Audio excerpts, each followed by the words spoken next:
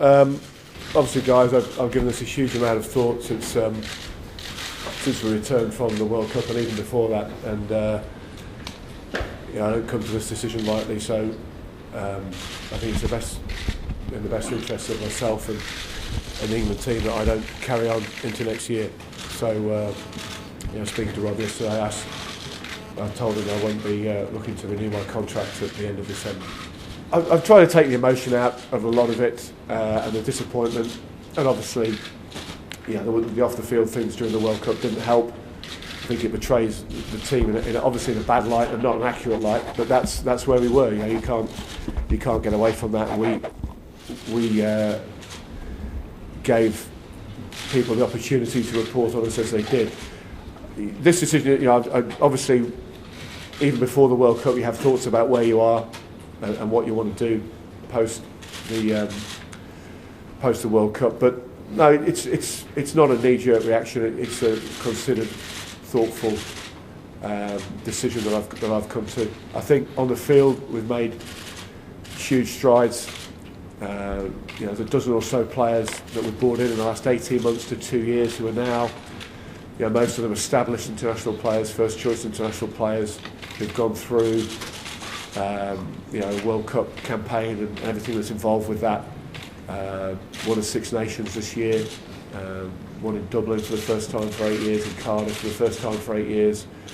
A lot of them were there when we won in Australia for the first time for 7 years. So we've come a long way, but you try to take the whole picture into consideration and not just what happened in the tournament. The World Cup, we lost a game. We weren't good enough, particularly in the first half against France, a team that ultimately could have won the World Cup, as we all saw, and it was exactly how we said it was. There was probably 4 or 5 teams that could have got to that final.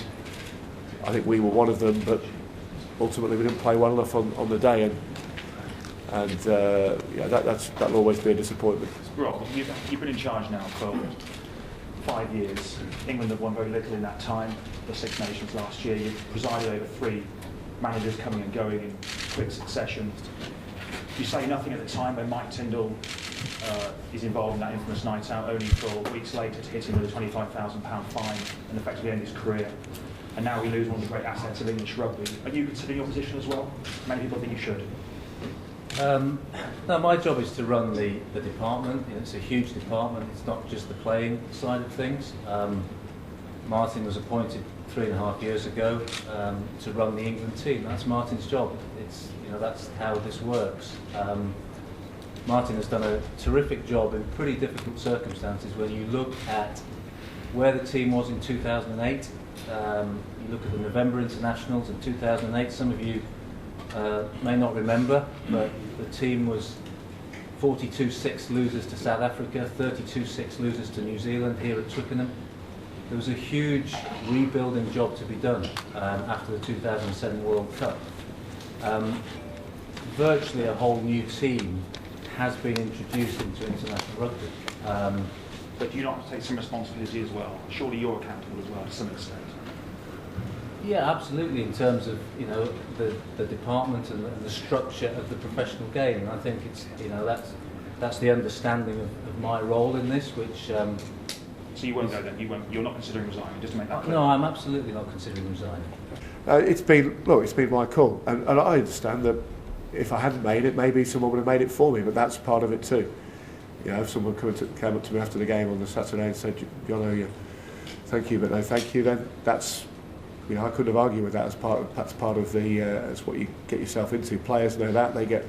We pick and drop them, and the same happens with coaches. So it's disappointing because we knew we were a better team than the one that played in that quarter final. Any potential applicant who looks at this may be thinking that it's the structure that's at fault. If the best applicant comes and says, I want to do this job, but I only want to do it under my own terms and with nobody above me, an alpha male may wish that to be the case, what would your position be in that case? Would you step aside for the benefit of the best candidate? I'll just go again first. With no one above you, there's always going to be someone above you, isn't there? How can there be no one above you? Because you have to answer to someone. I've been able to do this job on my terms, full stop. So if anyone that I'm sitting here telling you, looking in the eye, I've been able to do this job on my terms.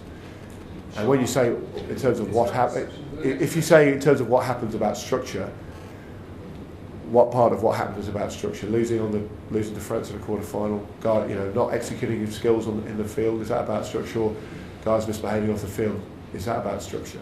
I think it's also a complete lack of understanding of structure. I'm not sure how many of you worked in business and how structures work and how reporting lines work and how a multi-million pound operation actually functions in terms of reporting lines.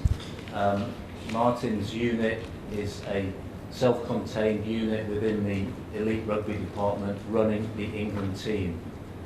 That's about a fifth of the responsibilities that I have in running the biggest department in the union from a financial point of view. And if anybody wants to come and discuss all the detail of that and understand what structure is, as opposed to perception, then please come and talk to me about it. Yeah, it's been at times a tough 3 years. It's been a great 3.5 years, whatever it's been, 4 years.